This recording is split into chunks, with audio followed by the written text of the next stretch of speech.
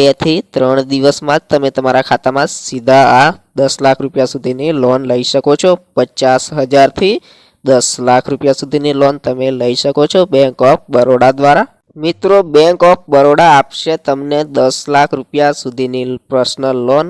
જાણો અહીંયા અરજી કરવાની પ્રોસેસ। જો તમે લોન લેવાનું વિચારી રહ્યા છો, જેમાં તમારે કોઈ પર્સનલ લોન લેવી હોય કે પછી કોઈ બિઝનેસ ઓપન કરવો છે, તો બેંક ઓફ બરોડા દ્વારા તમે 10 લાખ રૂપિયા સુધીની લોન મળી શકશે। અહીંયા આપણે આ વિડીયોમાં જાણી લઈએ કે લોન માટેની પાત્રતા શું છે અને અરજીની પ્રક્રિયા શું છે। તમામ વિગતો આ વિડીયોમાં તમને જણાવવામાં આવશે। તો વિડીયોને લાઇક કરી દેજો, શેર કરી દેજો, ચેનલને સબસ્ક્રાઇબ કરી દેજો અને વિડીયોને આગળ શેર કરવાનું ના ભૂલતા। બેંક ઓફ બરોડા સામાન્ય માણસ અને સ્વરોજગારી ધરાવતા લોકો માટે સરળતાથી પર્સનલ લોન ઉપલબ્ધ કરાવે છે। મિત્રો, ન્યૂનતમ વ્યાજ દરે લોન આપતા બેંક ઓફ બરોડા દ્વારા આધાર કાર્ડના આધારે 50,000 રૂપિયાથી 10 લાખ સુધીની લોન મળી શકે છે। આ લોન માટે અરજી પ્રક્રિયા ખૂબ જ સરળ અને તદ્દન ઓનલાઈન છે, જેના માટે તમારે બેંક ઓફ બરોડામાં ખાતું હોવું જોઈએ અને મોબાઈલ નંબર આધાર કાર્ડ સાથે લિંક હોવો જરૂરી છે।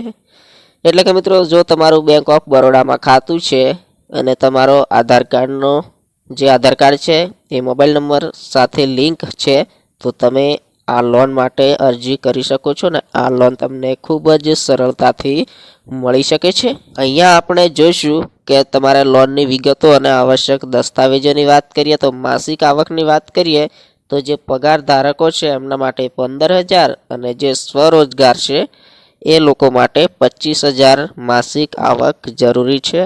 જો તમે કોઈ રોજગાર સાથે જોડાયેલા છો, તમારે સ્વરોજગાર છો તમે, તો તમારે 25,000 માસિક આવક બતાવવી પડશે। અને જો તમે પગાર ધારક છો, એટલે કે તમે કંઈક નોકરી કરો છો અને તમારો પગાર 15,000 રૂપિયા છે, તો તમને આ લોન મળી જશે સરળતાથી। અહીંયા ઉંમર મર્યાદાની વાત કરવામાં આવી છે, તો ઉંમર મર્યાદા છે 21 વર્ષથી 60 વર્ષ સુધી।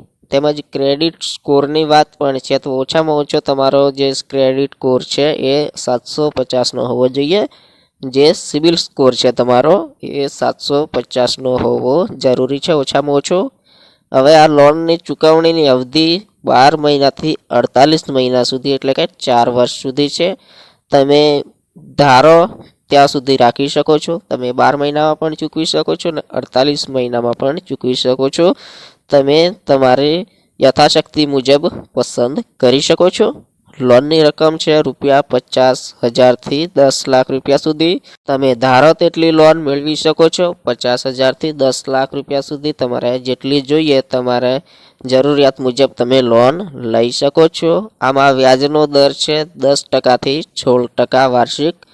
તો એ પણ તમારે નક્કી કરી લેવું જરૂરી છે કે કેટલું વ્યાજ કેટલા ટકા આવશે। તમે બેંકમાં જશો અથવા ઓનલાઈન પણ બેંકની વેબસાઇટ ઉપરથી તમે ચેક કરી શકો છો। તો પહેલાં તમારે વ્યાજનો દર ચેક કરી લેવો જરૂરી છે। આ લોનમાં જરૂરી દસ્તાવેજો કયા કયા છે એ જોઈ લઈએ આપણે।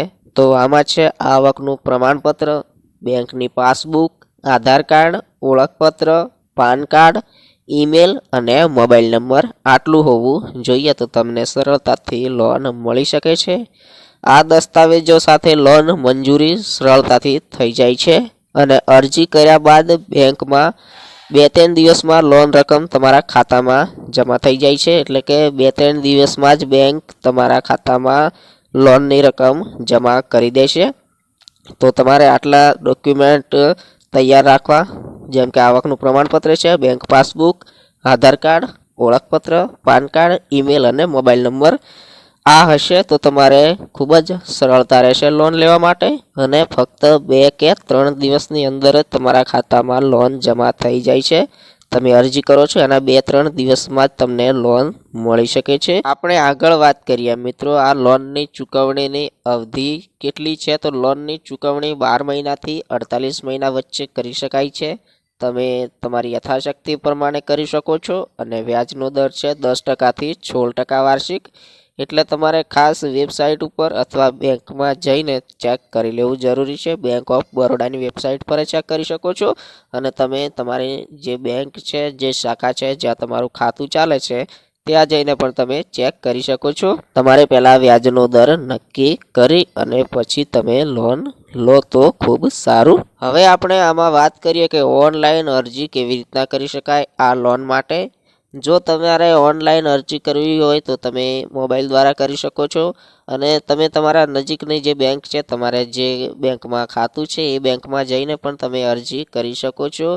તો તમે બેંકમાં જઈને જ અરજી કરો તો સારું. પરંતુ જેને ઓનલાઈન અરજી કરવી છે એમના માટે હું જણાવી દઉં કે તમારે બેંક ઓફ બરોડાની વેબસાઇટ પર જતું રહેવાનું છે અને ત્યાં લોન એવો વિકલ્પ આવશે, એને પસંદ કરી લેવાનો છે અને એક કેલ્ક્યુલેટરનો વિકલ્પ આવશે. એ વિકલ્પ તમારે પસંદ કરી અને જરૂરી લોનની રકમ તમારે ભરી દેવાની છે અંદર, એટલે કે જરૂરી લોનની રકમ પસંદ કરી લેવાની છે. અને ત્યારબાદ મિત્રો એક અરજી ફોર્મ ખુલશે, એમાં અરજી ફોર્મ ભરી અને જરૂરી માહિતી તમારે એ અરજી ફોર્મમાં ભરી દેવાની છે. ત્યારબાદ મિત્રો તમારી સામે એપ્લી ઓનલાઈન એવો એક વિકલ્પ આવશે, એપ્લાય ઓનલાઈન એવો વિકલ્પ આવશે, એના પર ક્લિક કરી અને ઓનલાઈન અરજી સબમિટ કરી દેવાની છે. મિત્રો તમે ઓનલાઈન અરજી સબમિટ કરી દેશો ત્યારબાદ બેંક 2-3 દિવસમાં તમારી અરજીનો રિપ્લાય આપી દેશે અને તમે આવી રીતે મેં બતાવ્યું એવી રીતે સ્ટેપ બાય સ્ટેપ ઓનલાઈન અરજી કરી શકો છો. તેમજ મિત્રો તમે તમારી નજીકની બેંકમાં જઈને તમે આ અરજી કરી શકો છો.